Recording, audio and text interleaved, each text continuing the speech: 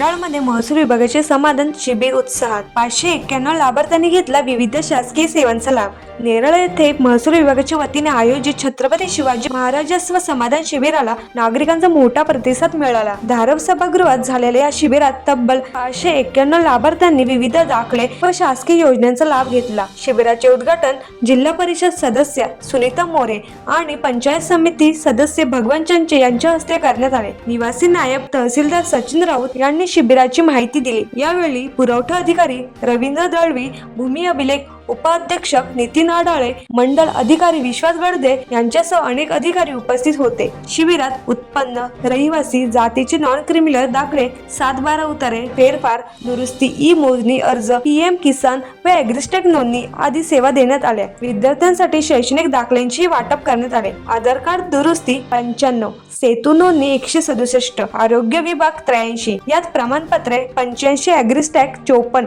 अशा विविध विभागात एकूण 591 नोंदणी करण्यात आल्याची माहिती प्रशासनाकडून देण्यात आली आहे। महाराष्ट्र शासनातर्फे महाराजस्व अभियान समाधान शिबिर आयोजित करण्यात आलेलं आहे।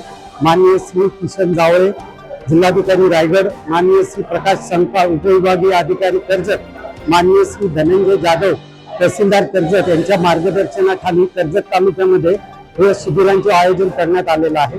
हे 7वे शिबिर आहे जे नेरळ इथे घेण्यात आलेलं आहे। नेरळ मंडळ अधिकारी आणि त्यांच्या अंडर येणाऱ्या सर्व तलाट्यांनी हे समाधान शिबिर यशस्वी करण्यासाठी प्रयत्न केलेला आहे। या शिबिरामध्ये सर्व गरजू लोकांना रेशन कार्डचं वाटप करण्यात आलं आहे। जातीचे दाखले, उत्पन्नाचे दाखले, डोमासाईल दाखले या शिबिरात वाटप करण्यात आलेलं आहे। संजय गांधी निराधार योजनेच्या लाभार्थ्यांचे प्रमाणपत्र त्यांना देण्यात आलेलं आहे।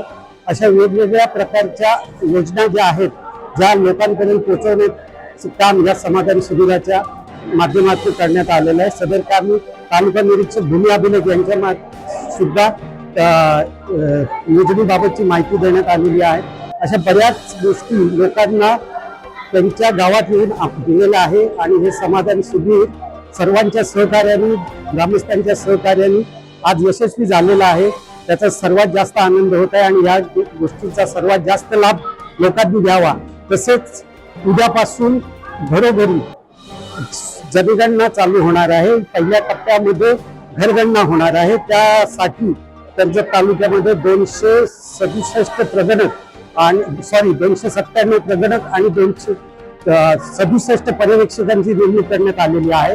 ते गावोगावी जाऊन घरगणना करण्याचं काम करणार आहे।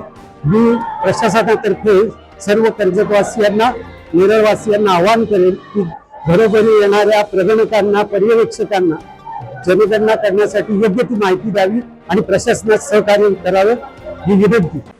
महाराष्ट्रासह देश विदेशातल्या ताज्या घडामोडी आणि बातम्या पाहण्यासाठी गुगलवरती जाऊन www.mumbaideadline24.com या आमच्या वेबसाईटला भेट द्या।